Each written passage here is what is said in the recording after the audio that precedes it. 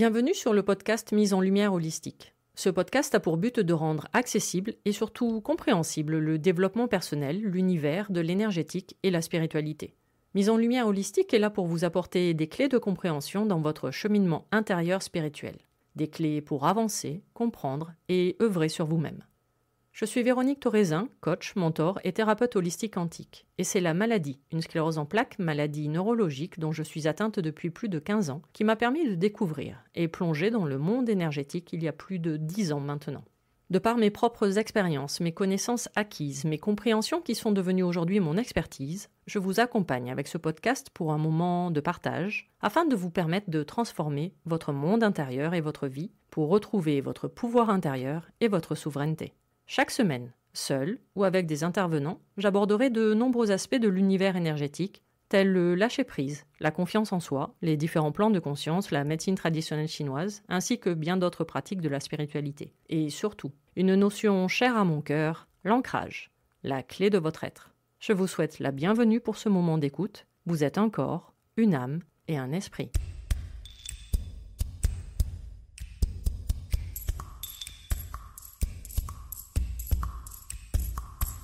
Bonjour et bienvenue pour ce nouvel épisode du podcast Mise en lumière holistique. Et aujourd'hui, la partie 2, dédiée au sujet du surpoids. La semaine dernière, je parlais de la symbolique émotionnelle se cachant derrière le message du surpoids de notre corps. Aujourd'hui, j'ai l'honneur de recevoir Céline Faustin, diététicienne et nutritionniste, avec qui nous allons échanger. Parler rééquilibrage alimentaire et surtout pas régime, et qui va donner quelques pistes, un éclairage sur les prises de conscience du poids, de notre surpoids et de notre corps. Céline, bonjour, je suis très heureuse de te retrouver pour un deuxième épisode du podcast Mise en lumière holistique. On avait déjà eu l'occasion d'échanger en fin de l'année dernière sur le sucre et comment apprendre à se libérer du sucre. Et comme je suis en train de faire une mini-série d'épisodes, alors deux, sur le surpoids, je trouvais justement très intéressant d'avoir ton avis par rapport à ça. Donc, de parler dans cet épisode du surpoids et du point de vue diététique et surtout nutritionnel. Bonjour Céline. Bonjour, merci beaucoup de m'inviter encore une fois sur ton superbe podcast C'est que toujours un j'écoute, plaisir. que j'écoute. C'est toujours un plaisir d'échanger avec toi. Et d'ailleurs, je n'ai que des compliments sur libérer le sucre, puisque même tu apprends encore des choses à certains malades, ce qu'on était en train de se dire en off, même des personnes diabétiques ont découvert des choses grâce à ton podcast. Donc, preuve que si on peut semer des graines, chacune à notre manière, c'est le principal. Oui, c'est vrai. Merci beaucoup. Aujourd'hui, le surpoids, alors déjà avant toute chose, au cas où de te représenter, puisque tu l'avais déjà fait dans le précédent épisode, mais tout le monde ne l'a pas écouté, et ça, c'est pas bien. Non, je rigole. Du coup, représente-toi, quel est ton métier? Donc, diététicien nutritionniste. On passe à tes Oui, pistes. voilà. En fait, depuis 2005, donc je suis diététicienne nutritionniste et donc ça fait 18 ans. Depuis, j'ai accompagné près de 3000 personnes à aller vers une alimentation plus saine, toujours avec empathie et bienveillance. C'est un petit peu ma marque de fabrique. Et donc, je suis devenue experte en rééquilibrage alimentaire. Et en fait, ce qui me différencie, je dirais, c'est que j'ai une approche métabolique et holistique dans mes accompagnements. C'est pour ça que je m'intéresse beaucoup à ton podcast aussi, et le côté métabolique, puisque je me forme en permanence sur le fonctionnement du corps, du métabolisme, etc., pour pouvoir mieux prendre en charge mes patients. Et puis, j'ai moi-même expérimenté en fait un changement d'alimentation, puisque il y a quelques années, en fait, j'avais une alimentation où je mangeais au fast-food toutes les semaines. Ouh, c'est pas bien. Non, je Pas rigole. bien. Et puis, je suis passée de cette alimentation-là à une alimentation saine aujourd'hui, ce qui m'a permis aussi de perdre quelques kilos au passage. Et donc, aujourd'hui, une de mes spécialités, c'est d'accompagner notamment la femme dans la perte de poids. Chose super importante que tu as dit, tu permets un rééquilibrage, parce qu'on va Oui, mettre les choses au point. Enfin, moi, je sais que dans mon vocabulaire, c'est un gros mot du point de vue énergétique, mais je pense que toi, ça va être à peu près la même chose. On ne parle pas de régime, on est bien voilà, d'accord. c'est ça. Oui. Régime, Régime, ça a toujours un sens restrictif. D'ailleurs, en diététique, on parle de régime quand on parle de régime sans sel, sans gluten, ouais. anti-cholestérol, voilà, régime diabétique, voilà. C'est un terme généraliste pour, selon les pathologies en fait. Ok. Mais pour la perte de poids, régime, bon, ça a une consonance plutôt négative hein, pour le coup. Mhm. Et c'est aussi un déséquilibre énergétique, surtout au niveau du chakra du sacré. Pardon, waouh, un peu le bug. Non, chakra sacré. Donc, oui, oui, à partir du moment qu'on a le besoin et qu'on comment dire, qu'on rentre dans ce mode régime, automatiquement, ça va créer de la frustration et donc, du coup, un déséquilibre énergétique. Donc, Voilà. on bannit ce mot régime et on va parler justement de surpoids et surtout de rééquilibrage alimentaire. Par quoi tu veux qu'on commence? C'est quoi? Il y a une définition du surpoids? Oui, en fait, une définition vis-à-vis de l'IMC, en fait, mais D'accord.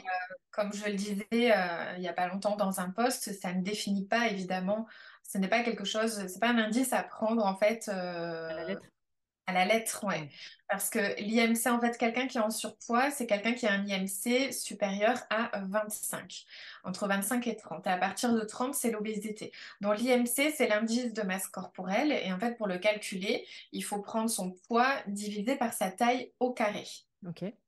Donc si le résultat donne un chiffre entre 25 et 30, ça veut dire qu'on est considéré en surpoids.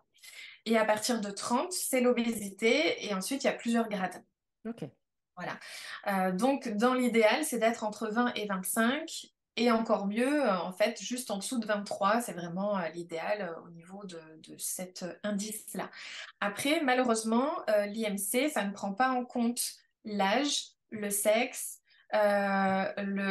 l'activité physique. Voilà, c'est juste le poids et la taille. La masse osseuse également, peut-être. Enfin, plein de Voilà, petits c'est détails ça. comme ça qui peuvent avoir toute Exactement. leur importance. Donc, ce qui est fort dommage sur l'idée. Qui est fort dommage et ce qui fait que, par exemple, les rugbyman, ils sont toujours considérés en obésité, Eh oui, alors. alors que ce n'est pas du tout le cas. Ouais, alors qu'il y en a qui sprintent sur des terrains, effectivement, j'aimerais bien être obèse comme eux dans ces Ouais. cas-là. Voilà, donc ça ne prend en compte que le poids et la taille, et non pas l'âge, le sexe, l'ossature, la musculature. Donc voilà, c'est vraiment Ne un pas se indice. fier, voilà, ne pas se Ouais, faut fier à pas se fier. 100%. Ce qu'il faut surtout, ce que je disais, c'est voir l'évolution. C'est-à-dire que si à un moment donné, on commence un rééquilibrage alimentaire pour perdre du poids et qu'on est à un IMC supérieur à 30, l'intérêt, ce sera de voir qu'on change de grade et que donc on passe de l'obésité au surpoids. Mhm. Mais selon la morphologie de la personne ou son âge, on peut très bien ne jamais arriver à passer en dessous des 25. Et ce Ouais, qui ouais. serait tout à fait normal puisque la personne, elle n'est pas faite pour avoir un IMC en dessous de 25. Puis sachant qu'en plus la femme va avoir quand même des périodes, des cycles. Alors peut-être qu'on va en Ouais. parler un peu plus loin, je prends peut-être de l'avance, je suis désolée, Mhm. mais Mhm. la femme va avoir des cycles par rapport au fait qu'elle va passer mère, quand elle va passer en... Ouais. Alors, on va parler des off, on vient de parler de ma vie privée, puisqu'on parlait de ménopause et de préménopause, donc voilà, où effectivement il y a des caps également par rapport à ça, Et et que oui. le poids va avoir son importance. Mhm. Pourquoi on est en surpoids? Voilà, tu as 4 heures pour me répondre. Est-ce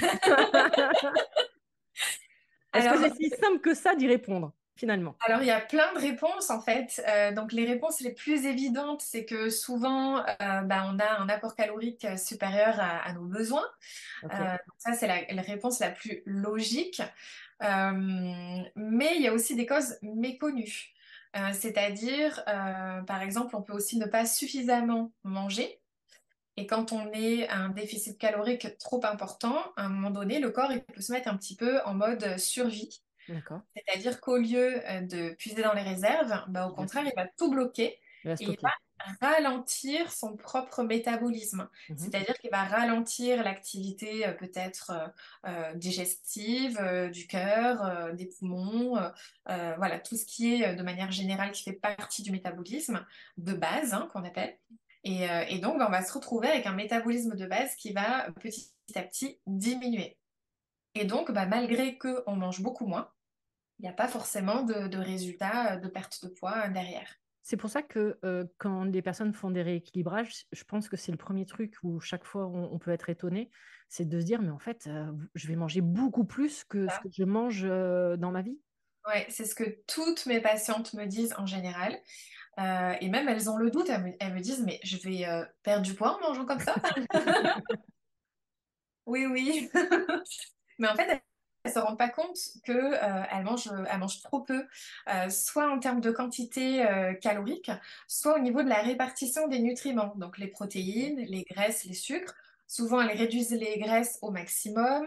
Voilà, c'est la période, je crois que c'était dans les années 90-2000 où ils ont fait la chasse au gras au niveau communication. Voilà, après, c'est encore un autre sujet, mais c'était tout sans gras, 0%. C'est là où sont sortis tous les yaourts 0%, voilà, tous les produits sans graisse ajoutée.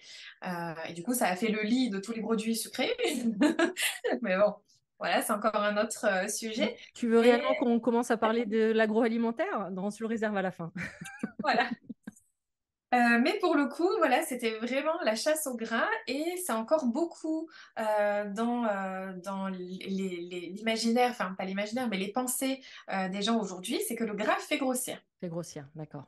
Alors qu'en réalité, le gras, on en a besoin, ne serait-ce que toutes les cellules de notre corps, la membrane, elle est faite de graisse. Elle est Ok. faite de phospholipides. Donc, si par l'alimentation, on n'apporte pas la bonne quantité ni la bonne qualité de graisse, à un moment donné, la membrane de la cellule, elle ne va plus être souple, élastique, elle ne va plus permettre les échanges entre les cellules. Voilà, tous les messages vont moins bien passer. Et va perdre sa fonction de protection. Exactement. Ok. Et toutes ces fonctions de base, c'est-à-dire que c'est la cellule du cœur, si c'est la cellule du rein, la cellule du foie, voilà, toutes les cellules, la membrane, elle est faite de phospholipides, donc lipides égale graisse. Du coup, Ok. Donc ne autant on a jamais supprimer la matière grasse. Ouais, donc un peu comme l'histoire du sucre qu'on en avait parlé, c'est-à-dire que oui, trop de sucre tue le sucre, mais en même temps, le sucre est nécessaire aussi pour notre vie, notre Tout survie. à fait. Donc là, c'est Ouais, exactement pareil en fait. ouais, En fait, tout est question d'équilibre, grosso modo. c'est ça. Mais en fait, pour le cerveau et le cœur, par exemple, le cœur, pour fonctionner, il a besoin de 2 tiers de gras et de 1 tiers de sucre. Ah ouais, Il ok. faut quand même les deux. Et le cerveau, même chose, il a besoin un petit peu de plusieurs nutriments. Donc c'est toute une question d'équilibre, d'où l'intérêt du rééquilibrage alimentaire. Et non de restriction et de régime. Voilà, c'est ça. Qu'est-ce qu'il faudrait encore? Donc, tu as Alors oui, parlé de donc déficit calorique. voilà. Dans le déficit calorique, en fait, donc il y a le côté quantitatif, c'est-à-dire qu'il faut quand même apporter à son organisme ce qu'il a besoin pour fonctionner. Donc ça, c'est l'apport calorique général. Ok, Et après, il y a quand même la répartition de ces calories, puisque on n'a pas besoin que de gras, que de sucre ou que de protéines. Il faut quand même répartir ça. Et souvent, la prise de poids, c'est dû aussi à un manque de protéines. oui, Parce que quand on manque de protéines, on a envie de sucre. je confirme, pour le vide. Et beaucoup de mes patientes me le disent quand je réaugmente un peu leur rapport en protéines. On n'est pas du tout dans l'hyperprotéine, hein, mais juste on Oui. apporte ce qu'il faut. Du coup, elles me disent très clairement les fringales de sucre ou les Ouais. grignotages intempestifs dans la journée, au bout de quelques semaines, ça s'arrête en fait naturellement. Elles n'ont même plus besoin de goûter ni de manger. Bah, tu viens de décrire ma vie. Non, parce qu'on va parler intimité. Céline, du coup, suite à l'épisode sur le sucre, me suit au niveau rééquilibrage alimentaire. Et justement, parce que moi, je me suis aperçue que. Alors, je suis pas très sucre à la base, mais apparemment sucre caché. Et effectivement, juste un apport un peu plus supplémentaire et surtout le soir vis-à-vis des protéines a fait que je n'ai plus ce besoin de sucre du tout. Et même, vous pouvez mettre tous les gâteaux que vous voulez. Alors, je n'étais pas forcément très gâteau avant, mais même tous les gâteaux, les bonbons, les trucs à la con, hein, voilà, de la nourriture dite calories vides, a priori, en fait, on n'en a plus besoin. Et surtout, on n'en ressent plus le besoin. Ouais. Donc, je confirme, Ouais. pour l'avoir expérimenté.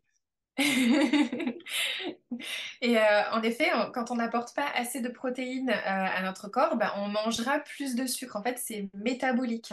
D'accord. Et évidemment, qui mange trop de sucre prend du poids. Ah bon? C'est le cercle vicieux, hein, forcément. D'ailleurs, j'en ai parlé il n'y a pas longtemps dans un post, mais il y a une étude récente qui a montré que les personnes qui consomment une faible quantité de protéines, notamment en début de journée, eh ben, elles ont tendance à augmenter leur apport calorique au fur et à mesure de la journée. Pour compenser. Certainement pour compenser un besoin métabolique. D'accord. Alors qu'en fait, il se produit l'inverse. Pour les personnes qui consomment des protéines dès le matin, Et le bah, elles, matin? à l'inverse, elles vont diminuer au fil de la journée leur apport calorique. Ok. Et ça va même plus loin dans le choix qualitatif, puisque en fait, les personnes qui consomment en quantité adéquate la protéine dès le matin, eh ben, elles font des choix qualitatifs plus intéressants sur le restant de la journée. Ce qui est l'inverse, évidemment, des personnes qui mangent moins protéinées. Elles vont avoir plus tendance à faire de mauvais choix qualitatifs tout le restant de la journée, et notamment sous forme de sucre, de mauvaise qualité, du coup. Qu'est-ce que tu appelles protéines?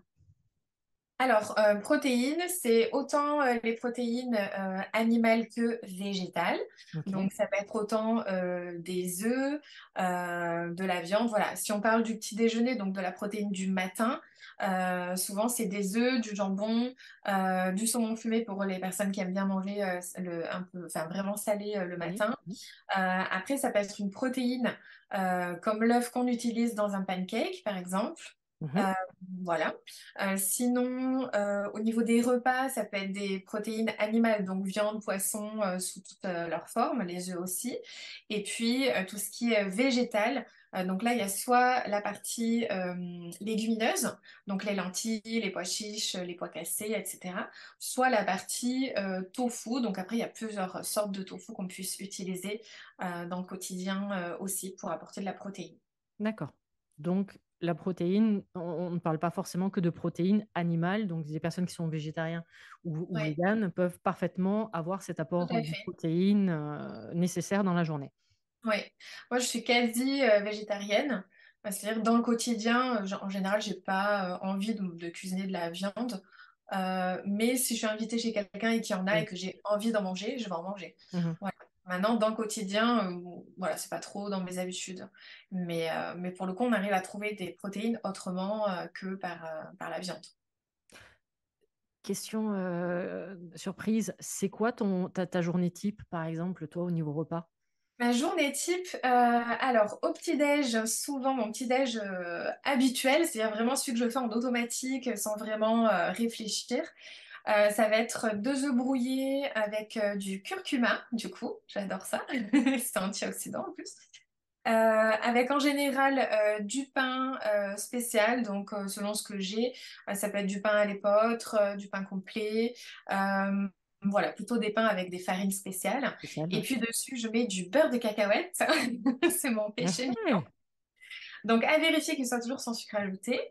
Et puis par-dessus, je saupoudre un petit peu, je trouve ça en magasin diététique. C'est un petit sachet et en fait, ce sont des graines de lin moulues avec des baies de goji moulues aussi. Donc c'est un Oh, petit ça doit être mélange. bon. D'accord. Ouais, c'est super bon.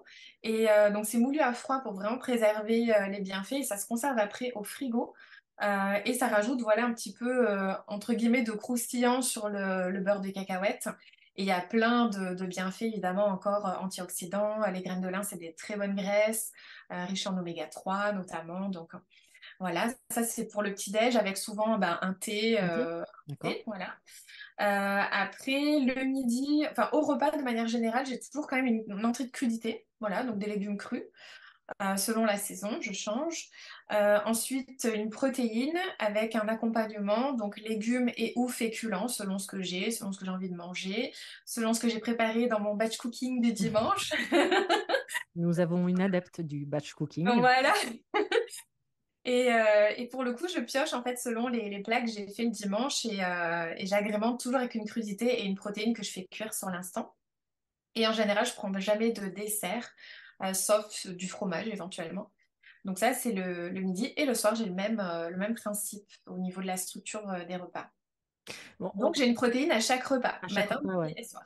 Et, Ouais. et en même temps, là, le fait que tu parles du batch cooking, d'un seul coup, ça me fait penser que alors oui, c'est une question de temps également, parce que alors, le batch cooking, le principe, c'est de préparer, style le dimanche par exemple, tous ses repas pour la semaine. Comme ça, déjà, c'est une question aussi de temps durant la semaine quand on n'a pas le temps. Et justement, je trouve intéressant aussi le côté, bah, ça évite peut-être comment dire, le côté émotionnel derrière de j'ai faim, Ouais, qu'est-ce que je vais faire? Enfin, je trouve là, tu vois, en parlant avec toi, de se dire, OK, bah, c'est déjà prêt, donc j'ai pas besoin de réfléchir. exactement. Et ça fait que du coup, derrière, il va pas y avoir d'émotionnel de dire non, mais là, j'ai besoin de manger, j'ai besoin de compenser quelque chose, quoi. Ouais. Et c'est souvent le conseil que je donne à mes patientes, c'est soit de prévoir du batch cooking, c'est-à-dire de prévoir, voilà, trois, quatre plats ou deux, trois plats, ça suffit des fois pour piocher dedans dans la semaine. Comme ça, en cas d'imprévu, bah, j'arrive plus tard que prévu à la maison, j'ai eu une journée stressante, Mhm. je suis énervée ou quoi que ce soit. Bon, ben on se dit, bon, bah, j'ai juste à piocher ça, je fais chauffer et c'est prêt. Plutôt que de se dire, bah, qu'est-ce que je vais faire? Et puis on va partir vers le plus simple pour le mental, hein. Ça va être des aliments plaisir, des choses qu'on fait en automatique. Chips qui traînent là, il s'est perdu. Et puis, bah, c'est là où, en général, on fait moins bien pour sa santé ou si on veut surveiller un petit peu son poids. Donc, voilà. Donc, soit je conseille le batch cooking, soit pour les personnes qui veulent pas dédier un moment du week-end pour ça, bah, de prévoir des menus à l'avance. Mhm. C'est-à-dire de se dire, bah voilà, moi j'ai des patientes, par exemple, elles me préparent leur menu et je les corrige, et puis après elles tournent toujours avec les mêmes menus, en gros, sur Ouais, deux ouais. semaines. Comme ça, elles savent que tous les lundis, elles n'ont pas la même chose à manger et que ça tourne sur deux semaines en fonction de la saison aussi. Donc voilà, l'organisation, soit par le batch cooking, soit par les menus prévus à l'avance. Bon, ben, on sait qu'on a ça à faire, on reste sur ce qui est prévu.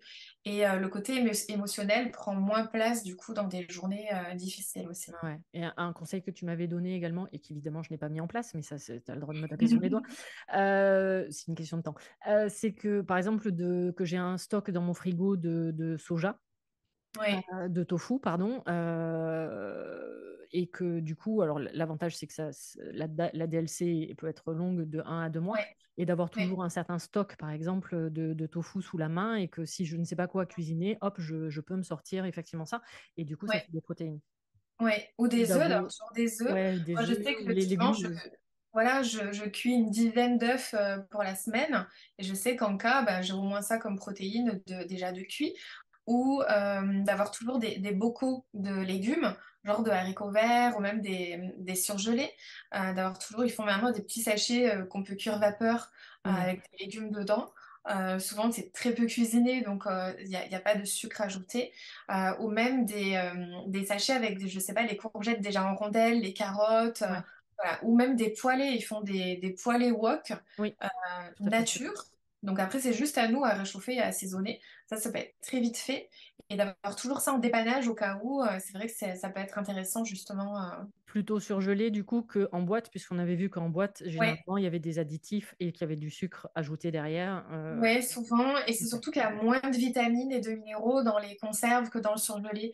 Parce que souvent, dans le surgelé, en fait, ils ont cueilli les légumes et dans les 2, 3 jours qui suivent, ça va être surgelé. Donc, on préserve beaucoup plus les vitamines Ok. que dans la conserve où la pasteurisation va faire qu'il y a une perte vitaminique. En général, ça se perd dans l'eau de la conserve, sauf que nous, on ne boit jamais l'eau de la conserve. Donc, on la jette et toutes les vitamines avec. Euh, Ok. voilà. Donc, d'où le surgelé, c'est souvent plus intéressant. Ok. Après, le frais, c'est encore mieux. Mieux, oui, Évidemment, évidemment. voilà. Mais l'ennui, c'est que le frais, entre le moment où c'est cueilli, le moment où c'est resté sur l'étal, nous, on va l'acheter, le moment où nous, on va le cuisiner, il se passe quand même pas mal de jours. Et là, il peut y avoir quand même une perte vitaminique un peu plus importante. Oui, puis petit rappel, les tomates, c'est pas en hiver, les courgettes, c'est pas en Voilà. hiver, les aubergines, c'est pas en hiver. Enfin, ouais, mais c'est des détails, Ouais, mais qui font que, ouais. à un moment donné, c'est bien aussi de se retrouver, enfin, de retrouver les cycles, justement, par rapport à cette Ouais. alimentation. Mhm. Donc, surpoids, on vient de parler du manque de protéines. Mhm. Qu'est-ce qu'il peut y avoir d'autre comme facteur? Ben, disons que l'ennui, c'est que dans la société actuelle, les aliments que l'on consomme le plus sont des aliments qui sont transformés et raffinés et donc dépourvus de protéines. Ok. Sur le moment, ils vont nous donner un effet rassasiant, mais ils vont pas du tout apporter les apports nécessaires au bon fonctionnement de notre organisme. Donc, c'est un peu ce qu'on appelle les calories vides. Ok. Voilà, donc c'est-à-dire que c'est des aliments qui apportent beaucoup de calories, de Mhm. par des graisses et des sucres souvent de mauvaise qualité, mais finalement très peu de protéines, de vitamines et de minéraux, même de fibres. Ce qui fait que malgré un apport calorique sur la journée qui va être correct, et ben en fait notre corps il va avoir faim. Ok. Il va avoir faim en fait des nutriments dont il a besoin pour fonctionner, qu'on n'a pas apporté par ces aliments-là, puisqu'ils sont transformés, ils Mhm. apportent ce qu'il faut. Donc, bah, le corps, il va nous réclamer ce besoin énergétique et donc il va nous inciter à manger. Ok. Ce qui contribue en fait à augmenter notre appétit et nos pulsions aussi derrière. D'où l'intérêt, alors moi je le rappelle toujours du point de vue énergétique, d'où l'intérêt de manger d'avoir une alimentation dite vivante, d'accord? Et justement, tout ce qui est ultra transformé, c'est ce qu'on va appeler une alimentation morte. C'est-à-dire que plus elle est transformée et moins il y a de vie dans cette alimentation-là. C'est ça. Et en plus, ces aliments-là vont même nous déminéraliser.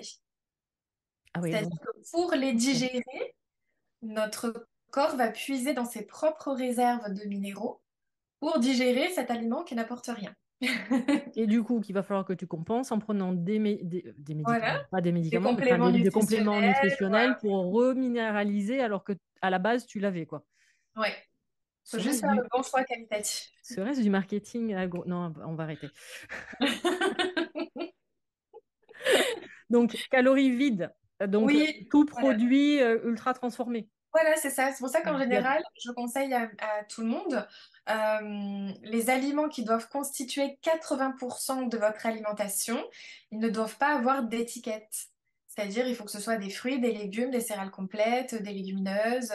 C'est en fait, c'est des aliments 100% naturels, vivants, comme tu disais, Ah ouais, j'aime bien. qui sont des aliments qui vont nourrir réellement notre corps. Et après, on garde 20% pour le côté sans étiquette, enfin, avec étiquette, mais voilà, plaisir, on va dire, parce que bon, ça fait partie de la vie quand même. Mais En fait, si 80% du temps on fait les bons choix, déjà ça. si l'étiquette fait un bras, il faut s'inquiéter, quoi, quand même, à un Ah moment donné. oui, ouais. En effet. Je, voilà. Non, je parlerai pas d'agroalimentaire. J'ai travaillé pour une usine effectivement connue Mmh. mondialement et oui, j'étais sur une chaîne de madeleines. Quand tu fais des madeleines à la maison, c'est quoi? C'est trois, quatre aliments de mémoire, enfin de Ouais, quatre ouais, produits. pas Ouais, évident. là la liste c'était à peu près 50. Donc Ouais. et tout ça parce que c'était du sans gluten. Oui, bah Or, oui, le c'est sans gluten, a priori, tu changes juste la farine et tu passes déjà en mode sans gluten. clair. Bref, non, c'était pas le but. Et c'est le problème des pains sans gluten qu'on achète dans les petits sachets, c'est des genres des grandes tartines. Bah souvent, j'ai des personnes qui veulent perdre du poids, mais en même temps veulent éviter le gluten. Ouais. L'ennui, c'est que ce type d'aliment peut empêcher leur perte de poids. Parce que dans les ingrédients, il y a du sucre, en plus de super mauvaise qualité. Il y a des graisses hydrogénées. Enfin bon, c'est pas du tout le bon choix.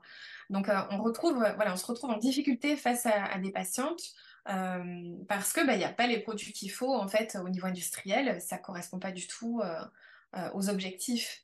Donc à faire attention quand même, c'est pas parce que c'est sans gluten que ça vous fera perdre du poids. Bah, Euh, il faut garder en tête que oui, c'est sans gluten, mais c'est surtout industriel. oui, Il faut garder ça en tête parce que le sans gluten, exactement. finalement, j'allais dire, c'est facile. Alors, pour l'avoir expérimenté pendant 4 ans, le sans gluten, à partir du moment que tu rentres dans ce processus-là, c'est super simple à la maison. Mhm. Tu changes tes farines, tu vas prendre des pâtes différentes. Enfin, voilà, mais les produits transformés, à partir du moment que c'est des Et oui. produits venant de l'agroalimentaire où c'est étiqueté sans gluten, il y a agroalimentaire derrière. Donc, ils sont obligés de compenser absolument tout le reste. Mhm. Comme j'ai dit, quand je blague pas par rapport à des madeleines, pour l'avoir vu et y avoir bossé pendant un an sur cette ligne-là, non, je confirme, il n'y a pas que 4 produits dans ces madeleines-là. Oui. On n'est pas là pour faire le procès. Bref, manque de protéines, calories vides. Mhm. Ça, c'est les raisons un peu méconnues de la prise de poids. Après, il y a un point important aussi, c'est la flore intestinale. Donc, on appelle ça aussi le microbiote. Ouais. Donc ça, c'est en fait le microbiote, c'est dans nos intestins, on a plein de familles de bactéries qui vont nous aider du coup à digérer. C'est aussi le siège de notre immunité. Mhm. Et c'est là où on assimile toutes les vitamines, les minéraux, voilà, il y a plein de choses qui se passent à ce niveau-là. Et on dit même que c'est le deuxième cerveau, hein, Tout à du coup. fait. Ouais, ouais. Moi, je dirais même le premier, mais voilà. Selon, selon certains C'est humains, mon point de vue.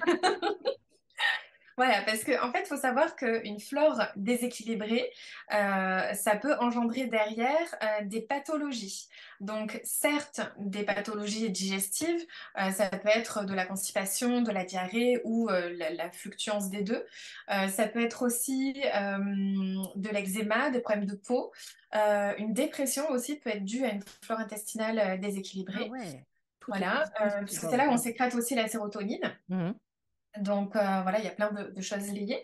Mais aussi, dans la flore intestinale, il y a des bactéries qui sont très importantes pour la santé. Et notamment, si on a une flore déséquilibrée, en fait, ça peut provoquer un diabète de type 2.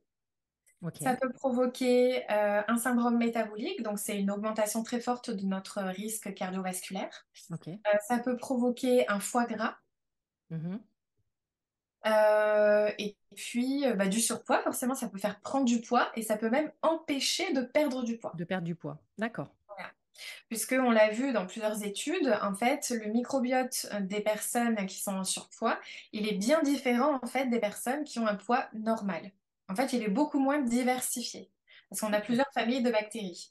Et en fait, selon notre mode de vie, donc si on mange des aliments qui sont morts, par exemple, Mhm. euh, industriels, donc forcément, ça ne va pas Transformé. nourrir d'une bonne façon notre microbiote.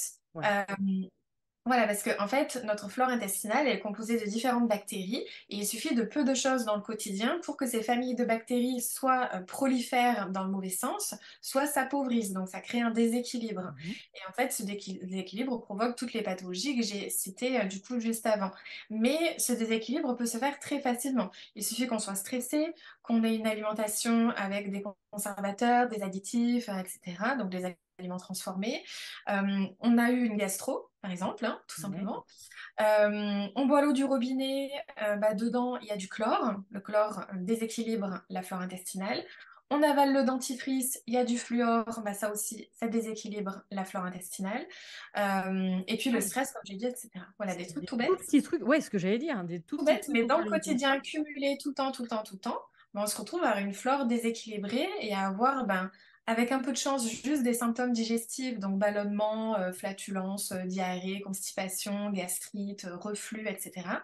Ok. Mais ça peut aller plus loin avec des problèmes de peau comme psoriasis et eczéma, ou, ben, comme je l'ai dit, une dépression ou des pathologies plus métaboliques, comme un foie gras, un diabète de type 2, la prise de poids, etc. Donc, vraiment, c'est pour ça que je dis que c'est le premier cerveau pour moi.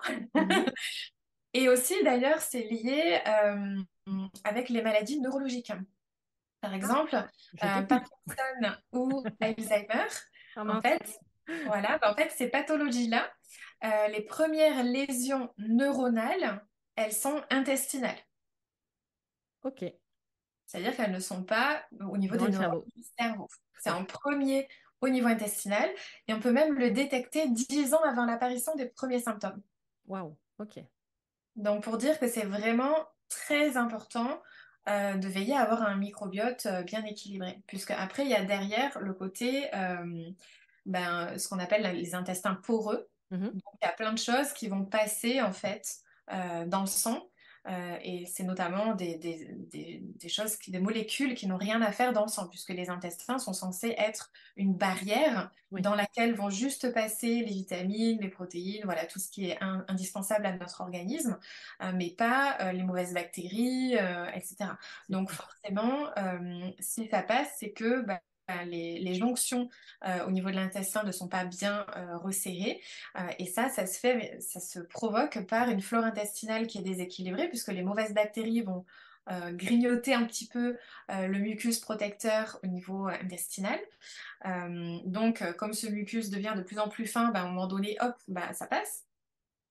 Et derrière, on a plein de pathologies type allergie aussi, du coup. Ah, des allergies peuvent être. Ouais, des allergies. Oui, tu as parlé des problèmes de peau tout à l'heure. Tu as parlé eczéma, par exemple, Oui. ou psoriasis. Et parfois, les allergies peuvent se retrouver effectivement au niveau de la peau. Donc, c'est pas forcément que des allergies alimentaires. Non, du coup, oui. Ok. Enfin, tout est vraiment lié. C'est pour ça que je parle souvent de la flore intestinale et que c'est vraiment une des bases en fait. Et du coup, bah, ça, on peut la régulariser en faisant des cures de probiotiques. Donc, on trouve ça en pharmacie, hein, du coup. pour réensemencer en fait la flore intestinale. Sous Euh, quelle forme? C'est pour une amie? Non, j'en ai. alors souvent c'est sous forme de gélules. Souvent, c'est sous forme de, de gélules. Mais dans un premier temps, il faut déjà reconstruire la barrière intestinale en faisant une cure de glutamine. C'est justement ce que je fais actuellement et j'en ai parlé en post dans la Oui, semaine. j'ai vu, mais je ne connais pas du tout. Alors, est-ce que En tu peux fait, en la parler un peu glutamine, plus? donc il y a sous plusieurs formes, mais souvent c'est en forme de poudre à mélanger dans un petit verre d'eau et on prend ça en faisant une cure. Et du coup, c'est très bon pour restaurer la barrière intestinale. Et une fois que ça c'est restauré, derrière, on fait une cure de probiotiques pour réensemencer du coup la flore. Donc ça se fait en deux Probiotiques? étapes. Les Probiotiques, probiotiques, ouais, parce que je vais rester, moi, bête et disciplinée. mhm. C'est les pubs qu'on voit à la télé sur les yaourts, les trucs comme ça. Enfin, je vais pas Alors citer de ça marque, fait mais partie, ouais. C'est en fait dans l'idéal, c'est de faire une cure de probiotiques. Donc il faudrait qu'il y ait une dizaine de souches différentes de ok. bactéries. Dans le yaourt, il y en a peut-être qu'une. Donc c'est bien, Donc, on on va dire, oublie. voilà. Donc c'est pas ça qui Ok. va réensemencer votre flore, hein. Surtout si vous avez une barrière intestinale qui est trouée entre guillemets, hein, voilà, qui est poreuse. Donc forcément, on va d'abord restaurer les Donc, intestins avant glutamine. de Ok. réensemencer, sinon ça passe à travers, donc c'est Et pas donc, nécessaire, ça c'est existe intéressant. sous format de gélules et tu vas en Alors pharmacie les si tu probiotiques, c'est demandes? sous forme de gélules en Ok. pharmacie, on peut trouver ça. D'accord. Évidemment, il faut toujours faire une cure au moins de 3 mois, et ça c'est valable pour tous les compléments nutritionnels, puisque le renouvellement cellulaire se fait en 3 mois. C'est-à-dire que chaque cellule, pour se renouveler entièrement, il Ok. faut 3 mois de temps. Donc si vous faites une cure que de 15 jours, ça ne servira à rien en fait. Voilà. Donc il faut faire au moins 3 mois. Et ça, c'est valable pour tous les compléments nutritionnels. Donc, Trois ça peut mois. être autant Ok. là pour les probiotiques que si on prend des compléments pour préparer sa peau au soleil, voilà, j'ai un truc au hasard, ou si on prend des médicaments pour le cholestérol ou le diabète, le médecin dira toujours on refait un bilan sanguin dans Dans 3 mois. trois Donc, mois. ce laps de temps pour que toutes les cellules aient bénéficié du médicament ou du complément nutritionnel en question. Est-ce qu'il y a des aliments ou des boissons qui peuvent Oui, alors contenir ces après, probiotiques naturellement? via l'alimentation, on peut entretenir, entre deux cures, on va dire, on peut entretenir notre microbiote. D'accord. Déjà, de manger des fibres à chaque repas. Donc, par exemple, des crudités, des féculents complets, donc riz complet, pâte au blé complet, les légumineuses aussi. Aussi, d'éviter les glucides à index glycémique haut Mhm. et les sucres simples raffinés. Parce que pour le coup, ça a un côté un petit peu inflammatoire et donc ça va pas aider pour la barrière intestinale aussi. Voilà. Après, tout ce qui est aliments lactofermentés. Donc, on Ok. trouve des jus lactofermentés, on trouve du tofu lactofermenté qu'on peut couper en petits dés et mettre dans les salades, c'est super bon. On trouve aussi des légumes lactofermentés. La choucroute aussi, c'est un très bon Oui, tout à fait. lactofermenté. Voilà, alors qui dit lactofermenté ne dit pas lait, en fait, hein, ça n'a rien à voir. Oui. Rien à voir avec le lactose. Et Euh, je crois que ça se fait de plus en plus. Il y a enfin, oui, pour le voir sur les réseaux sociaux, il y a de plus en plus de personnes qui font leurs propres conserves. Alors, pas des conserves, voilà. mais des sous verre, sous vide. Oui, Effectivement, qui font de plus en plus. Les pickles, par exemple, oui, ça c'est rentre ça, dans, voilà, ça exactement. rentre dans cette Oui, ça catégorie-là. rentre dedans. Niveau boisson, kéfir et kombucha, ça va être Après, il y ça a le ou pas du kéfir et tout? le kombucha, ouais, qui sont très bien pour entretenir aussi. Donc pareil, ça apporte qu'une seule souche, hein, mais Ah, de une temps en seule. temps, Ok. voilà, pour entretenir, on va dire, c'est intéressant. Mm. Ok.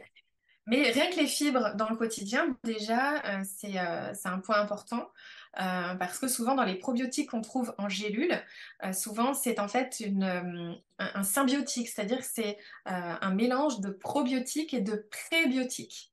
Donc Ok. les probiotiques, ce sont toutes les bonnes bactéries qui vont réensemencer notre flore et le prébiotique, souvent ce sont des fibres en fait qui vont permettre de nourrir et d'accroître l'efficacité des bonnes bactéries. Donc D'accord. d'essayer de choisir voilà, des probiotiques peut-être en pharmacie, mais qui ont en même temps des probiotiques et en même temps des prébiotiques, c'est-à-dire des fibres, pour que ce soit plus efficace. Et évidemment, de les choisir gastro-résistants parce que si tout est digéré au niveau de l'estomac, ça n'arrivera jamais jusqu'aux intestins.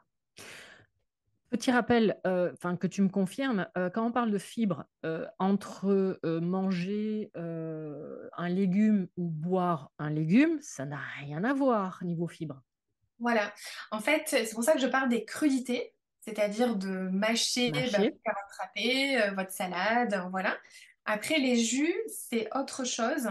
C'est-à-dire que là, ça va être intéressant justement pour mettre au repos peut-être les intestins, si on est un peu sensible vis-à-vis des fibres, et de bénéficier quand même de toutes les vitamines, les minéraux, le côté antioxydant, anti-inflammatoire, voilà. Donc ça D'accord. peut être intéressant en termes de prévention santé. Voilà, on sait dans la santé préventive, de boire un petit jus de légumes, alors pas de jus de fruits, hein, forcément, Mhm. ou alors on met un fruit pour quatre légumes différents, par exemple.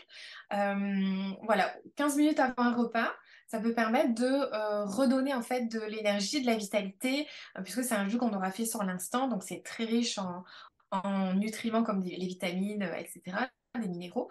Donc ça peut être intéressant pour le côté vitalité et santé, Ok, mais pas par rapport mais au microbiote pour le voilà, coup. on est d'accord. Ouais, Et ouais. ça va perdre ses vertus quand même au niveau des fibres, quoi. Oui, c'est ça. Bah, du coup, il n'y a pas de fibre du tout, Bah, il hein. n'y en a C'est plus, le jus voilà. est séparé quand on fait à l'extracteur. En tout cas, le jus est séparé des fibres, donc il n'y a plus du tout.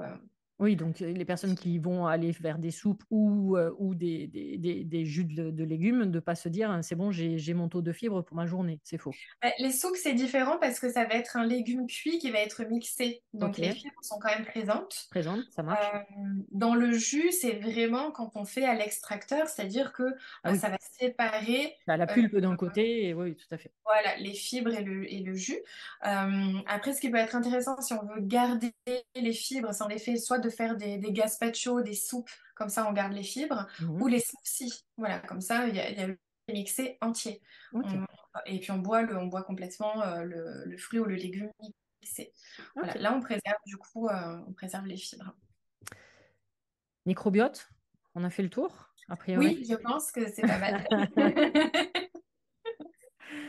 Quels sont les autres facteurs au niveau du surpoids? Alors, une chose à laquelle on pense pas souvent, c'est le sommeil.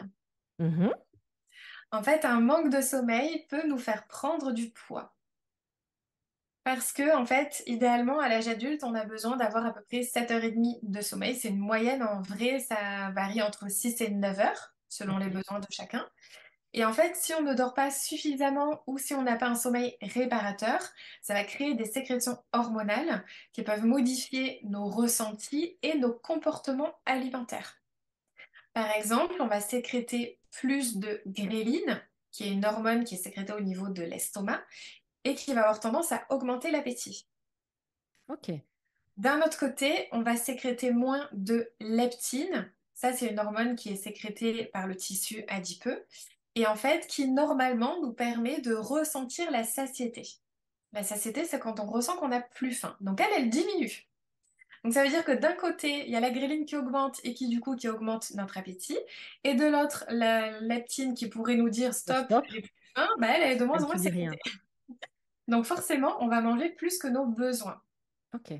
D'autant que ces hormones, en fait, elles vont nous orienter vers des aliments plaisir, des aliments qui vont nous donner envie. Donc selon nos préférences, on aura envie de salé, de sucré, de gras ou les trois en même temps. Voilà, sachant qu'en plus, on ressent une fatigue physique et que Mhm. souvent notre réflexe quand on est fatigué, c'est de se dire je vais manger, ça va me rebooster. Oui. Sauf qu'à ce moment-là, on ne fait pas forcément les meilleurs choix. Voilà ce que j'allais dire. L'idée peut être bonne, mais si tu te diriges vers les, entre guillemets, mauvais aliments ou ceux qui t'apportent rien, c'est l'effet qui se coule et c'est le serpent qui se mord la queue, quoi. Ouais, c'est ça. Et puis, il faut savoir qu'en fait, qu'un manque de sommeil peut nous faire consommer entre 380 et 550 calories de plus chaque jour. Ce qui n'est pas négligeable si tu dois être en Non, déficit c'est calorique. l'équivalent d'un repas, en fait, Ah à peu ouais, c'est près. énorme. Ouais. Et sans qu'on s'en rende compte. Parce que, en fait, on a de vrais ressentis, on a une vraie faim, puisque notre corps, il nous réclame cette énergie. Mhm. Donc, c'est une vraie faim qu'on ressent, donc on se dit, j'ai vraiment besoin de manger. Mais malheureusement, on va pas s'orienter toujours vers des aliments qualitatifs. Mhm. Ou si on fait quand même attention, malheureusement, on risque de manger plus que nos besoins quantitatifs, puisque bah, toutes nos notions de satiété du fait des hormones va être complètement complètement déséquilibré. D'accord. Donc, ne Ouais. pas négliger le sommeil, être Non, attentif oui, à oui, son parce sommeil. que même ça peut provoquer d'autres pathologies en fait, le manque de sommeil. Alors quand je dis manque de sommeil, c'est-à-dire quand on dort pas le bon nombre d'heures, Ouais. ou même quand on dort le bon nombre d'heures, mais qu'il y a des troubles du sommeil, c'est-à-dire on Oui. va se réveiller, voilà.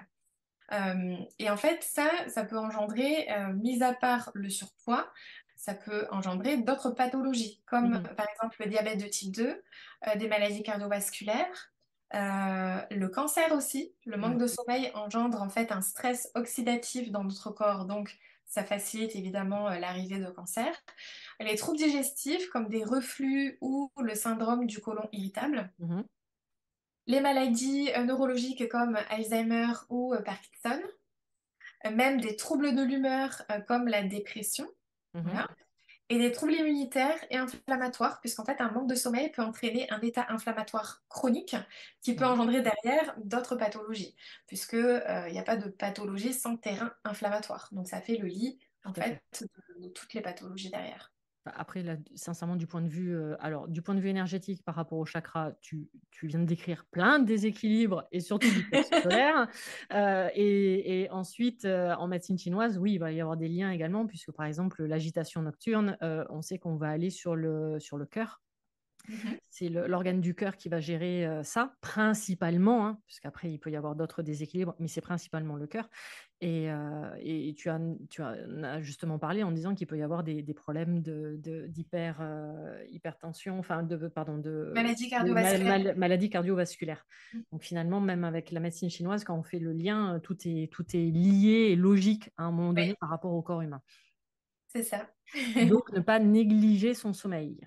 Oui, voilà, ça fait partie vraiment des points auxquels on ne pense pas du tout, en fait. On pense pas Tu, que notre sommeil peut nous faire prendre du poids. En tant que nutritionniste, t'as des conseils justement par rapport au sommeil ou pas? Bah, ça va être vraiment d'essayer de se coucher, se lever toujours dans les mêmes heures pour Ok. régler en fait notre horloge biologique. Mhm. Après, il y a aussi au niveau alimentaire des choses à prendre en compte, notamment un certain neurotransmetteur, donc c'est la sérotonine Ok. qui est importante. Et la sérotonine, en fait, elle va régulariser notre horloge biologique. Derrière aussi nos comportements alimentaires, notamment si ça concerne des pulsions. Mhm. Voilà. Et la sérotonine, on la sécrète quand on apporte suffisamment de protéines dans sa journée. Ah, on revient à ça. On revient aux protéines. Donc, en C'est drôle. commençant le petit-déj, le midi, le soir, on a suffisamment de protéines sur toute la journée. Et donc, la sérotonine, elle est sécrétée. Notamment, on va chercher à la sécréter plutôt en fin de journée, puisque c'est un précurseur de la mélatonine, qui est très connue en fait dans les troubles du sommeil. Ok. Parce que souvent, on prend des compléments Oui, tout à nutritionnels à fait. base de mélatonine, voilà. On peut la sécréter naturellement en fait via l'alimentation. Donc en choisissant bien son apport protéique, en rééquilibrant un petit peu dans la journée, voilà, pour que les neurotransmetteurs soient bien sécrétés au bon moment. Et pour améliorer du coup le sommeil et les comportements derrière sur les journées qui suivent. Parce que quand on a un bon taux de sérotonine, derrière on va avoir un bon taux de dopamine qui est sécrété souvent le matin. En fait, c'est un neurotransmetteur qui va nous permettre de nous booster, de nous donner l'envie de faire, la confiance en soi. Donc voilà, c'est un cercle vertueux après derrière. Tout est lié les uns Ah aux ouais, autres. ouais. Et là, tu apportes la preuve que c'est alimentation et sommeil, mais dans la main, quoi. Ah oui, ouais, ouais, ouais. Après, il y a plein d'autres choses. Le stress aussi, hein, Oui, évidemment, oui. ça a son Bah, importance. Voilà, il y a plein de paramètres, en mais fait. en même temps, si tu prends l'exemple du stress, oui, tu dors mal, mais tu manges mal. Ouais, Ou alors tu vas aller sur une alimentation ça a les émotionnelle. mêmes conséquences, en fait. Et oui, exactement. Mhm.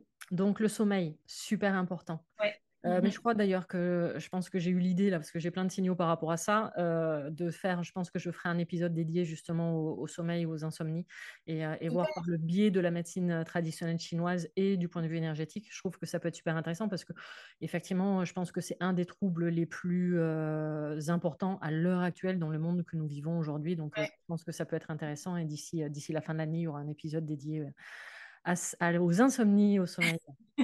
Je l'écouterai avec attention. Moi aussi, je m'écouterai moi aussi.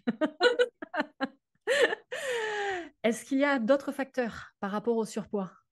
Je pense qu'on a fait le tour quand même de pas mal Ouais. de facteurs, puisqu'on a parlé voilà, du fait d'apporter trop de calories ou pas assez, Mhm. le manque de protéines, le microbiote, les calories vides, évidemment le sommeil, le stress. Voilà, je pense que c'est quand même des facteurs très communs, mais dont on ne pense pas que c'est la cause de notre surpoids. Après, évidemment, il y a tout ce qui peut être dérèglement hormonal et autres, mais ça, du coup, c'est pas trop mon domaine. Voilà, Oui, c'est puis plus là, on fait de l'individuel dans ces cas-là aussi. plus. Là, on reste sur des généralités qui sont quand même Voilà, relativement précises, mais qui restent des généralités pour chacun. Après, on est bien d'accord, il faut garder en tête que chaque individu est totalement unique et va avoir des problématiques totalement uniques à chacun. c'est ça. Donc, c'est pour ça que c'est intéressant aussi, par exemple, de venir te consulter, parce que du coup, effectivement, il y a des personnes qui vont se retrouver dans ce que tu viens de dire, mais qui peuvent avoir d'autres, alors complications, c'est pas le bon terme, mais qui vont avoir d'autres problématiques complémentaires, et que là, dans ces cas-là, toi, tu vas les cibler vraiment de manière précise Mhm. par rapport à la personne. Un peu comme on parlait tout à l'heure de l'IMC. L'IMC, ok, c'est cool, enfin, c'est bien, ça donne un repère, mais c'est un repère trop généraliste par rapport à Voilà, chaque individu. ouais. Il faut individualiser du coup les prises en charge. Il y a un de tes posts que tu as partagé sur Instagram que j'ai trouvé intéressant également, c'était, alors je ne sais pas si tu avais prévu de nous en parler, mais de ne pas être prêt en fait ou prête pour perdre du poids. Ah oui, oui.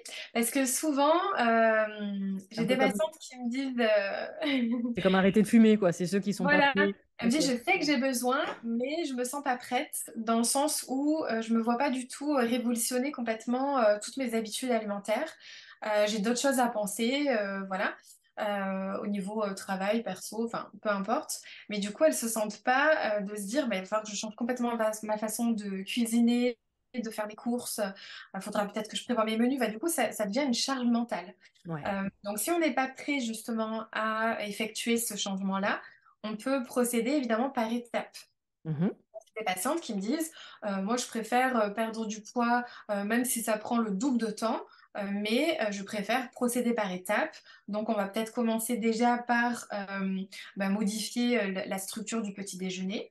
Une fois que ça se sera acquis, on passera peut-être à l'hydratation ou l'inverse, hein. Après, ça dépendra les choses à modifier chez chaque personne. Les motivations. Voilà. Ce que la personne est prête à changer en premier aussi. Et après, ce sera peut-être la mastication pour bien digérer, pour Mhm. quantifier ces aliments. Parce que je dis souvent, plus on mâche, moins on mange, en fait, en termes de quantité. Pareil, c'est toujours ce côté hormonal, les signaux qu'on ressent au bon moment. On en avait parlé, je crois, dans Se libérer du sucre, où j'avais Oui, dit, ouais, ouais, certainement. tout à fait, puisque La j'avais donné bon, mastication. également la version médecine chinoise. Où, Ah, voilà. le but, c'est effectivement. Alors, moi, j'aime beaucoup l'image que tu as en disant bah, l'estomac, il n'a pas de dents, donc il faut bien quand même Voilà. manger avant. Oui, Et effectivement, le but en médecine chinoise, c'est de faire en sorte que ton aliment arrive déjà bouilli. c'est En ça. fait, dans ton estomac, et c'est pour ça qu'en médecine chinoise, alors toi, tu étais beaucoup plus sympa, tu disais qu'il faut à Ouais, peu près mâcher 10 fois, et moi, en médecine chinoise, on parle de 100 fois. Bon voilà. appétit, et heureusement, c'est peut-être pour ça que le français prend 1 heure, enfin maintenant, il prend plus 1 heure, mais avant, on prenait 1 heure pour manger. C'était juste pour mastiquer. Mais oui, pour le coup, ça fait partie des bases sur lesquelles on peut travailler par étapes. Pour chaque personne, voilà, en fonction de ce que la personne est prête à faire comme changement. Mhm. Et ce qu'il faut changer aussi, parce qu'il y a des personnes de base, elles boivent suffisamment, elles mâchent suffisamment, donc on va pas avoir besoin de changer ça. Voilà, on peut très bien procéder par étapes. De se dire, bon, la première quinzaine ou le premier mois, on modifie le petit déjeuner, et une fois que ça c'est acquis et que Ouais, c'est plus une charge mentale, on passe à un autre à changement. l'étape suivante. C'est ça, donc ça permet de se dire, je vais pas avoir tout à révolutionner dans mon quotidien, je vais pouvoir m'adapter petit à petit, parce que souvent on s'en fait toute une montagne, Oui. et on se dit, mais je vais jamais y arriver en fait. Bon, déjà d'être accompagné, c'est vrai que ça vous donne le cadre, ça permet aussi d'adapter les conseils en fonction, parce que on peut trouver des conseils sur Internet, mais c'est pas forcément adapté à notre mode de vie non plus. Donc ça permet d'avoir quelque chose vraiment de personnalisé, et même par rapport aux étapes, de personnaliser les étapes en Et fonction la motivation aussi. et en fonction de la motivation, de ce qu'on est prêt à changer ou non sur le moment. Mm. Mhm. Oui, puis toi, de dire, ah bah tiens, ouais, parce que parfois, nous, on ne voit pas forcément les changements ou c'est pas flagrant et que Ouais. toi, d'un œil extérieur, tu dises, ah bah si, il y a quand même ça. Tu fais, ah ouais, c'est vrai, j'avais Oui. pas vu, effectivement. Ouais, souvent on oublie en fait. Et c'est fréquent que je dise à des patientes, bon, bah alors voilà, au départ, on avait dit qu'il fallait mettre ça en place, ça, ça, ça. Donc aujourd'hui, bah, tout est mis en place en fait. Donc elles me disent, oh, c'est vrai que, parce qu'elles, elles sont restées sur leurs échecs, les choses qu'elles n'arrivent pas Ouais, encore à faire. Et je dis, mais rappelez-vous, en fait, il y a déjà deux ou trois trucs que vous avez déjà mis en place et que vous faites automatiquement sans même plus y réfléchir mm. dans le quotidien. Donc voilà, faut vraiment capitaliser sur ce qui a été fait et vraiment le mettre en avant parce que c'est valorisant pour la personne de se dire ah ouais mais en fait j'ai déjà passé ces étapes-là, c'est trop bien et de se voir évoluer. Du coup ça motive pour la suite et pour passer à l'étape suivante. Et surtout, je pense que ça crée beaucoup moins de frustration, du coup. Mm, exactement. Et là, on revient sur l'histoire du régime, où effectivement, très souvent, tu as des personnes qui se sentent obligées de se mettre au régime et Ouais, qui va créer de la frustration et qui, de point de vue énergétique, de toute façon, va créer automatiquement des déséquilibres. ouais, c'est ça. Qu'est-ce qu'on peut dire encore sur le surpoids? Euh, Bon, on en a dit Je pense beaucoup, enfin, tu en as ouais, dit je pense qu'on beaucoup. peut résumer déjà ce qu'on a dit. C'est-à-dire en priorité bah, d'avoir le bon apport de protéines dans le quotidien et notamment dès le matin, hein, puisqu'on l'a vu dans l'étude dont j'ai parlé, bah, que ça génère derrière nos choix quantitatifs et qualitatifs. Donc, tu es plus une adepte, du coup, du petit déjeuner salé que sucré. Ouais, plutôt salé. Après, je dirais plus protéiné. Ok. Mais il faut faire attention aux glucides que l'on choisit au petit-déj. Parce que on a besoin de glucides dès le matin. Donc, comme je disais tout à l'heure, du pain, des flocons d'avoine. Enfin, je disais moi pour mon petit-déj le pain. Mais ça peut être aussi des flocons d'avoine qu'on fait dans un porridge. Donc, ça peut avoir un goût légèrement sucré si on met des fruits dessus. Ce Mhm. qu'il faut surtout éviter, c'est d'apporter des glucides au petit-déj qui vont avoir tendance à augmenter notre glucose dans le sang de manière, enfin, sous forme de pic. Donc là, tu es en train de parler des céréales, par exemple. On va... Par exemple, les on va- céréales pour petit déjeuner, les céréales pour petit déjeuner ou la confiture sur la tartine, la baguette de pain blanc. Voilà, ça, c'est des choses qu'il faut absolument éviter le matin. Ok. Parce que le matin, on a besoin de sécréter la dopamine dont j'ai cité tout à l'heure. Et cette dopamine, en fait, pour bien passer la barrière encéphalique, elle a besoin que le sang ne soit pas trop sucré. Si le sang Une, est trop sucré, la dopamine ne n'est pas sécrétée. une idée reçue justement par rapport à ça. Jus d'orange, pas jus d'orange, enfin orange ou jus tout court, hein, oui ou non? Alors à éviter, Bah ouais, voilà, on est d'accord. à éviter. En fait, le combo jus d'orange, pain, beurre, confiture, À la café totale. sucré, c'est la totale. Tu repars te coucher Là, vous aussitôt, êtes quoi. sûr qu'au niveau vitalité, au niveau poids, il n'y a rien y a rien qui va. C'est Ouais, pas donc possible. grosso modo, le petit-déj qu'on connaît en France est nullissime, quoi. Ouais, ouais, ouais. Faut plus s'orienter vers les petits déj bah, salés, comme ils font un peu dans les pays du Nord, hein. Ouais, ouais. Peut-être pas partir sur les haricots aux saucisses, voilà. On va Mais, trouver le juste milieu. mais on peut avoir un petit déj sucré entre guillemets qui apporte suffisamment de protéines. Par exemple, ça peut être un porridge, voilà, dans lequel on met des fruits et puis on mange son œuf à côté. Ou ça peut être des pancakes. Mm. Dedans, il y a de l'œuf, donc on peut très bien les manger avec du beurre de cacahuète dessus. Aussi, sinon, ça peut être un bowl cake, par exemple.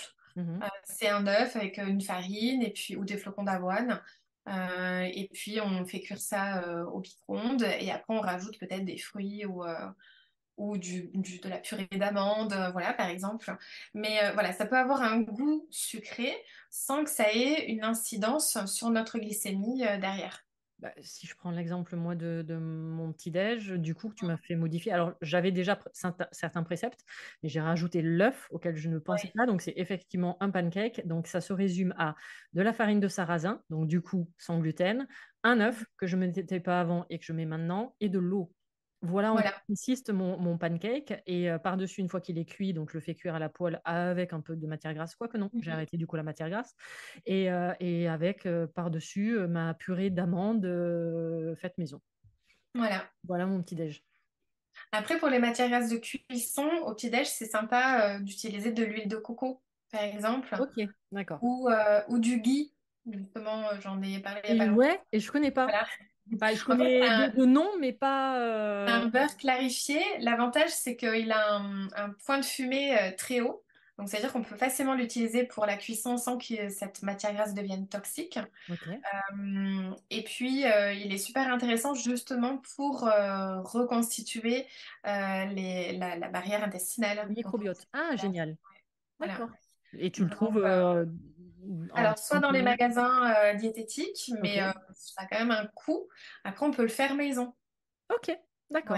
faire maison. En fait, c'est un beurre clarifié, c'est-à-dire qu'on va laisser fondre Oui, le beurre voilà, jusqu'à ce qu'il fonde. la casserole, ouais. Et on va clarifier par-dessus, on va enlever à chaque fois la petite mousse qui remonte. Ce qui fait que c'est un beurre qui est sans lactose et sans caséine. Donc, c'est intéressant aussi pour le côté inflammatoire Et allergique. et pour les intolérants. Tout à fait, Mm. ouais. D'accord. Voilà. Donc, ça pour le matin, parce qu'il faut quand même un peu de matière grasse. Après, toi, tu l'as avec ta purée d'amande. Mhm. Voilà. Mais quelqu'un qui mangerait les pancakes tout seul sans mettre de graisse dessus, il faut peut-être penser à rajouter de la graisse soit dans la pâte, soit dans la cuisson, justement pour qu'il y ait un minimum de graisse apportée au petit-déj. Ouais, parce que j'avoue que là, manger mon pancake comme ça, sans rien, Bah, il y en a c'est pas juste, très voilà, glamour. ils rajoutent des petits fruits, ils rajoutent des petits fruits Voilà, par-dessus, au ou cas ils où. le mangent en version salée, ils rajoutent un œuf dessus, du coup, voilà. Bon. Aussi. Après, On chacun peut faire fait... toutes les versions. voilà. Faut faire en fonction de ce qu'on a envie aussi, parce que ce qu'il faut, c'est arriver à le faire régulièrement. Donc forcément, On est bien d'accord. voilà, faut que ça fasse plaisir. Du coup, Du coup, petit-déj. la protéine, on Ouais, avait dit, voilà. Après, il devait y avoir un microbiote intestinal équilibré, en équilibré mangeant le ça. plus naturellement possible, en faisant des cures de probiotiques au besoin, des cures de glutamine aussi, hein. D'éviter les aliments transformés qui sont ultra caloriques, mais malheureusement qui augmentent notre faim cellulaire et nous déminéralisent, et aussi qui vont avoir un côté inflammatoire, donc ça va provoquer derrière d'autres types de pathologies, et de veiller à dormir suffisamment pour réguler nos hormones de la faim. Tout ça, tout ça, tout ça. Voilà, c'est pas toute une montagne, hein. Mais on se dit en fait il y a plein de trucs qui pourraient faire que je prends du poids. On se rend pas compte, et c'est pas que ce qu'on mange, hein. Il y a plein d'autres choses, d'autres facteurs à côté. Ouais, ouais. Puis après, comme on a dit tout à l'heure aussi, il va y avoir des facteurs individuels. Mm. Là, moi, je vais prendre mon cas où, effectivement, en phase de ménopause ou de préménopause, pour une femme également, il y a ces phases-là aussi qui peuvent avoir Mhm. toute leur importance. Ouais, tout à fait. Mhm. On a fait le tour, on a vu quand même Je pense. beaucoup de choses qui parfois sont complémentaires avec justement l'épisode qu'on avait fait sur le sucre. Donc Ouais. n'hésitez pas sincèrement à aller le réécouter ou l'écouter ou le réécouter parce qu'effectivement il y a des réponses que vous pouvez avoir également dans cet épisode-là ou quand Céline vous parle du pain par exemple ou du riz complet et tout ça. Voilà, donc les réponses vous les avez dans l'autre épisode. D'où l'importance également de se faire suivre. C'est pour ça que toi, tu as créé justement aussi un programme. Enfin, tu as différents programmes, Oui. autant sur se libérer du sucre, mais également des accompagnements individuels où justement tu permets de motiver les femmes principalement. Euh, ouais, majorité, c'est femmes, Oui. d'accord? Oui, oui. Oui. D'accord. Oui. Pour travailler sur l'estime de soi, la confiance en soi et, et sur l'image de soi. Ok. Ou donc, du coup, justement, tu permets vraiment d'individualiser chaque Oui. accompagnement. L'accompagnement, oui. Ça, c'est en fait mon programme Équilibre. Donc, c'est le seul programme où je propose un accompagnement individuel. Mes autres programmes sont en fait des programmes en ligne à réaliser en autonomie via une plateforme avec des vidéos. Le programme Équilibre, c'est vraiment le seul où j'interviens personnellement pour chaque patiente. Euh, et donc, c'est un accompagnement de 6 mois. justement pour rééquilibrer son alimentation. Après, il peut y avoir plusieurs objectifs, hein. Ça peut être la perte de poids, ça peut être juste rééquilibrer son alimentation parce que je veux manger sain, Ouais, je veux devenir végétarienne. Voilà, j'ai le côté santé préventive aussi est de plus en plus présent, même c'est pour des bien. personnes qui n'ont pas de problème de poids. Voilà, donc c'est vraiment axé pour les personnes qui veulent modifier leur alimentation sur du long terme, pour le côté santé. Et puis, pour le côté perte de poids, évidemment, voilà, c'est... Des personnes qui ont des problèmes de maladie également, Alors à ne oui, pas négliger. ouais, ça peut être pour un diabète de type 2 notamment, pour le rééquilibrer. Quelqu'un qui veut peut-être aussi faire attention à tout ce qui est maladie cardiovasculaire, Mhm. donc de rééquilibrer son alimentation aussi en fonction.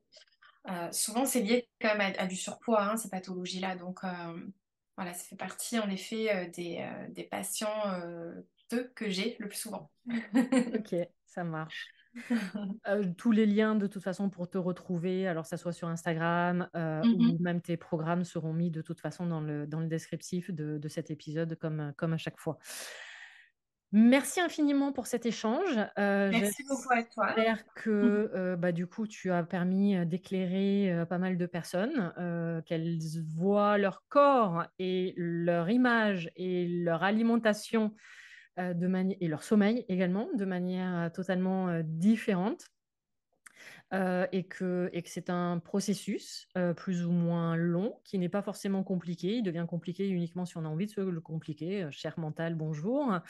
Et surtout d'éviter justement de se créer de toute frustration derrière. Et c'est là où c'est intéressant d'échanger avec toi, c'est de montrer que non, on n'est pas obligé justement de passer par ces phases de frustration et que si on fait les choses dans un certain ordre, qui sera différent pour chacun, mais dans un certain ordre, ben en fait, c'est parfaitement possible d'y arriver.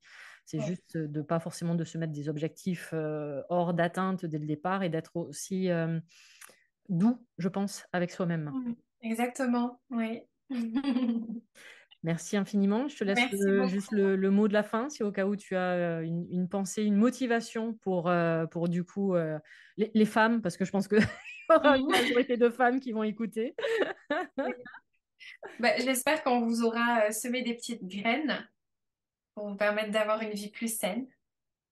Graines non transformées, brutes, Oui, voilà. meilleures pour l'alimentation et le corps. Merci infiniment et Avec grand plaisir. Merci à toi. à une prochaine fois. Vous pouvez retrouver Céline Faustin sur les différents réseaux sociaux, principalement Instagram, et également son programme Équilibre pour vous accompagner dans votre rééquilibrage alimentaire. Tout sera mis dans le descriptif pour retrouver Céline. Je tenais à vous remercier d'avoir pris le temps de nous écouter pour ce nouvel épisode. Vous pouvez écouter tous les autres sur les différentes plateformes d'écoute ainsi que sur ma chaîne YouTube. Retrouvez-moi sur Instagram également où je partage mon expertise au quotidien et toutes mes prestations, coaching, initiation Reiki, les soins audio, hypno, méditatifs et surtout le programme en ligne dédié aux 7 chakras. Tout, absolument tout, est sur mon site internet www.veroniquetorezin.fr.